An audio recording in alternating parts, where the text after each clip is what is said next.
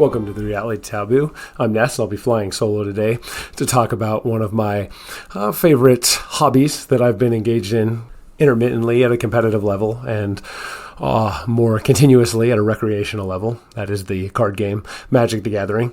And the contents of this brief podcast will be of primary interest to those who are familiar with the game, although not exclusively to those people. There are meta issues, I think, with gameplay and game design that we'll touch on here a little bit. For those unfamiliar with the game or aware only of it through scattered cultural references here and there, mostly derogatory, the presumption might be to group it in with something like, say, like Dungeons and Dragons, because both share a sort of Tolkien-esque fantasy flavor element to them.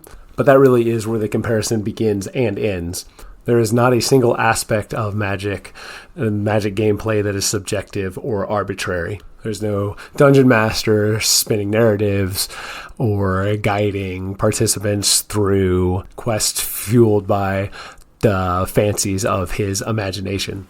There is random number generation. There is an element of randomness, a significant element of randomness. So when I point out that there is no arbitrary or subjective nature to the game, that isn't to imply that it's like chess where there is no randomness at all. There is randomness, but there is not subjectivity and there is not arbitrariness.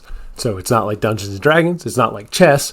It is more like poker, and that shouldn't be surprising because both are card games. And I think the analogy here, and I don't mean to be insulting because there is a lot of crossover in terms of professional Magic players and professional poker players. Just because a game is simpler doesn't necessarily mean that it requires less skill to be proficient at. But I think the best analogy is to poker, and specifically that Magic is to poker as chess is to checkers. Instead of 52 cards, there are 30,000, give or take, and they interact differently with all of the other cards, and the cards that are rotating in and out are changing on a fairly regular basis, and there are different formats that permit different cards to be used at different times and in different quantities. And so it's a little surprise that there is that crossover among top poker players and top Magic players, because if something like poker, if card games in general are things that you enjoy, then Magic is just another card game. That's what it is. I think it is a phenomenally well-designed one that really has endless rewards,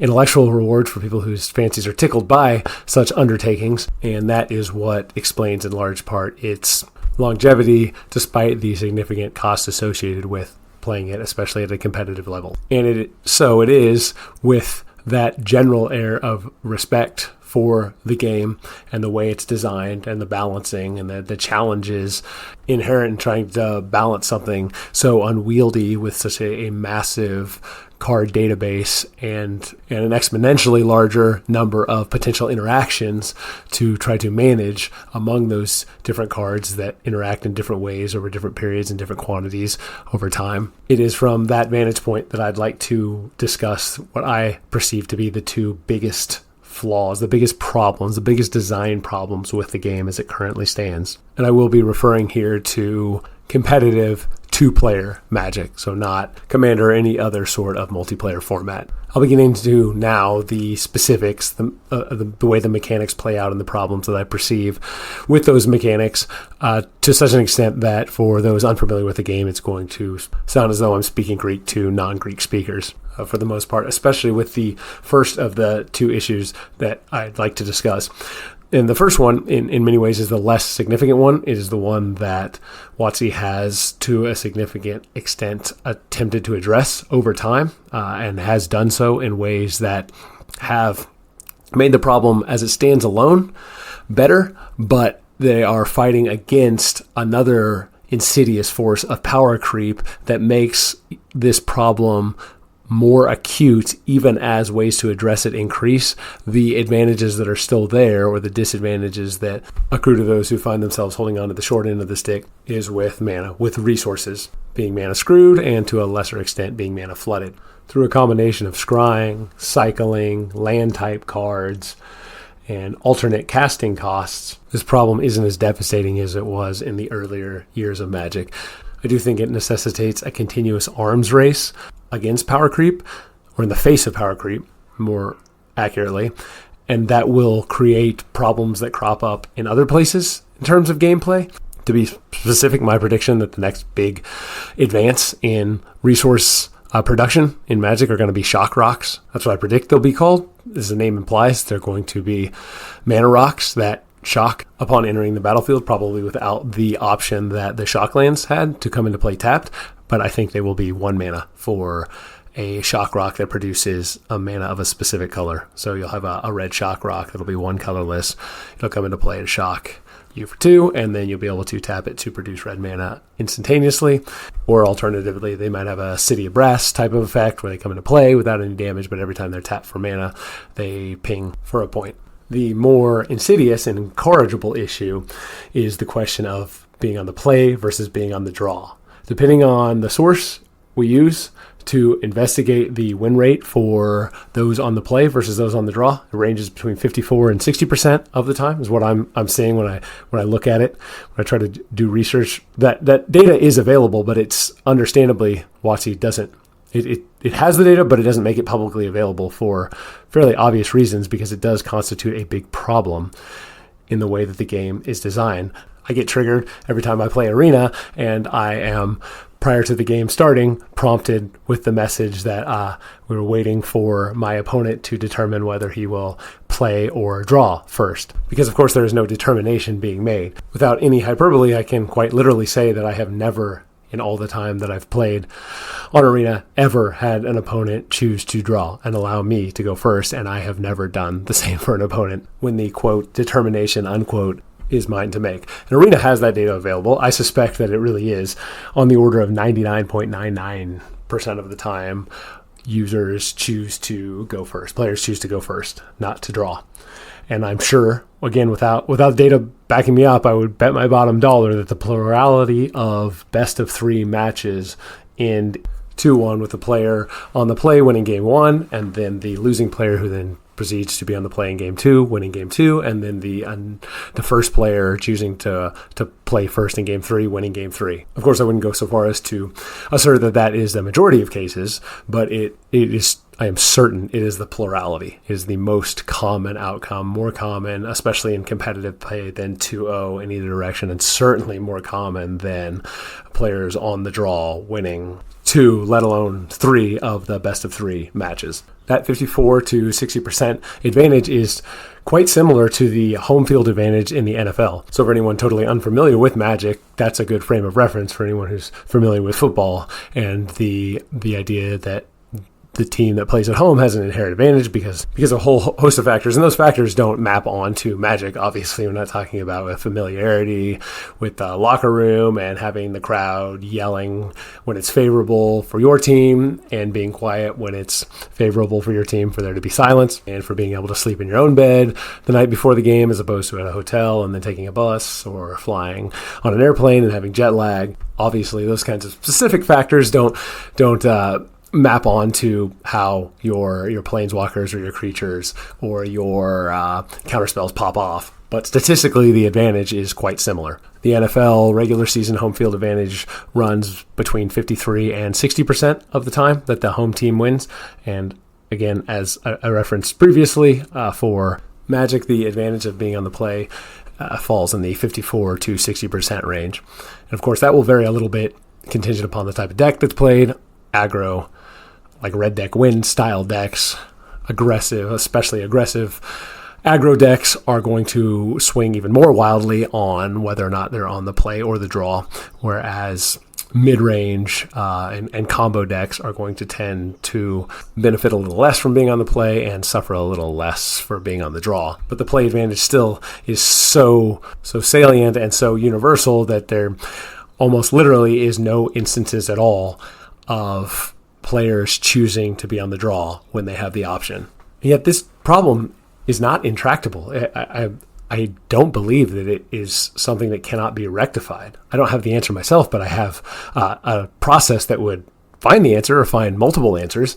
And with Magic Online and with Arena, WotC has the tools available to calibrate through extensive testing a situation that arises where the goal would be to have the player who wins the figurative coin toss, who gets to choose whether he plays or draws, to have him choose play about 50% of the time and him choose draw about 50% of the time. This could be achieved by some combination of carrots for the draw and stick for being on the play. For example, the stipulation that the person on the play, the first land that they play on the first turn, comes into play tap. That would allow for kipped lands to still be played on the first turn without any drawback, but it would significantly hamper the ability, especially of aggro decks, to drop a land turn one and start going to work. I think even a change as simple and as not particularly creative as that would move the needle immediately to some extent. I don't think that alone would be enough to get it to a 50-50 split,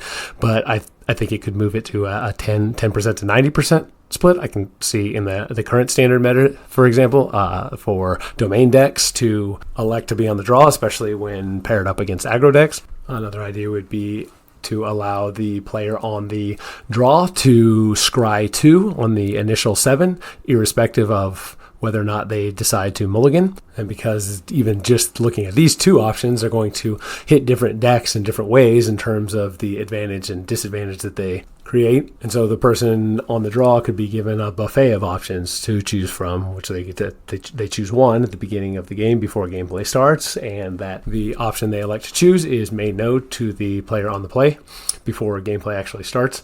So you could have something like choosing to add one colorless to the player on the draw's turn during their first main phase, or to gain 2 life during the first upkeep, or to fate seal an opponent at the end of that opponent's first instep. The possibilities are endless, but whatever the right answer or combination of answers are, they're imminently discoverable. When the draw play preference approaches 50%, Arena's work, WotC's work is done. Currently, it's like 99.9% to 0.1% or 99.9999% to 0.00001%. You know what the goal is, you know what the direction that things need to move to enhance gameplay, so get to work. And the problem is only being accentuated by power creep. I think the financial incentives that exist are such that stopping the power creep, let alone reversing it, is a pipe dream for players that doesn't exist in the universe of the Hasbro executive. Even fixing standard, which would be the easiest place to implement to put the brakes on the power creep, it would be financial suicide to do so, because at rotation, once the power creep stopped, at rotation, all of those cards, when standard rotates, all those cards are going to plummet in value. And to some extent, that's already the case with a vast majority of cards that are in standard as they rotate out, losing value. But there are always several cards that do make the transition into older formats and whose value holds, and therefore that makes the market for newer sets not just of interest to standard players, but also to Pioneer and Modern and Legacy and Vintage players as well. Solving the problem in standard, I think, would require tapping heavily into Commander, into EDH. That is where most of Magic gameplay takes place now. Not the competitive variety, but recreationally.